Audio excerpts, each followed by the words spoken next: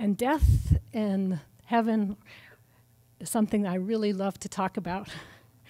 As most of you know, I spent the majority of my nursing career as a hospice nurse.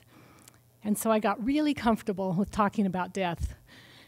And as a nurse, my role was to, of course, help people to deal with any symptoms that they might be having, to help educate the family and caregivers, and to support them in their journey.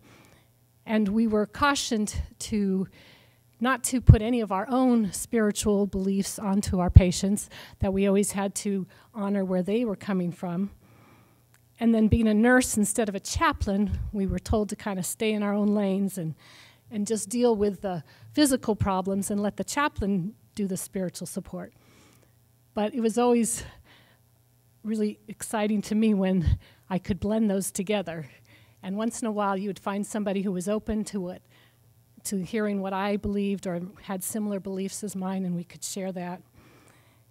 And of course, that spiritual support kind of goes through everything anyway. And with all of our teachings here at Quest Haven, I knew, as we saw in that opening video, that when the time of death comes, a great angelic being is there to cut that silver cord that connects our body, our physical body, to our higher bodies. And I thought, wouldn't that be wonderful to be able to witness that great angel being there?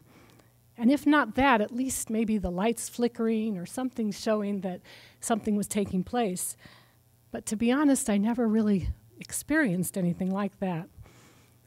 However, I did see that quite often before the actual time of death, the person who maybe was dealing with a lot of pain or respiratory distress, they very often got to this place of peace right before they passed.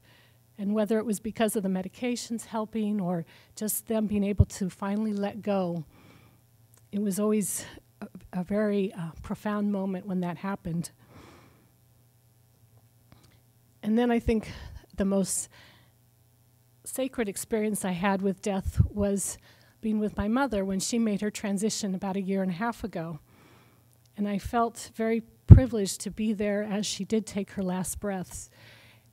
And in her case, I know I've shared this before, but her death was kind of sudden. I mean, we knew that she was declining, and she certainly was ready for it to happen, but she wasn't on hospice.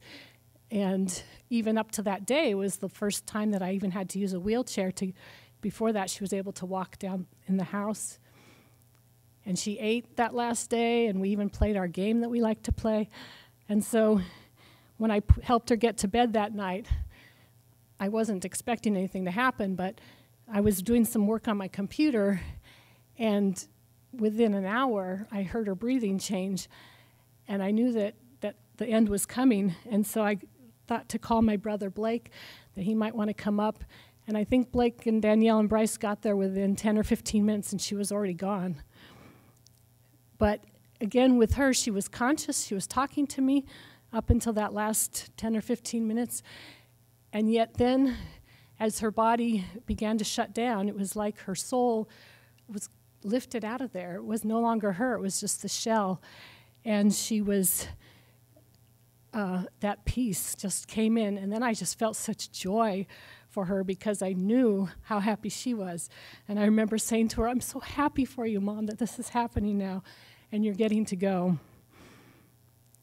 And so when we have these experiences, it helps us to realize that death is not something to be afraid of, but it's a beautiful transition into the next life.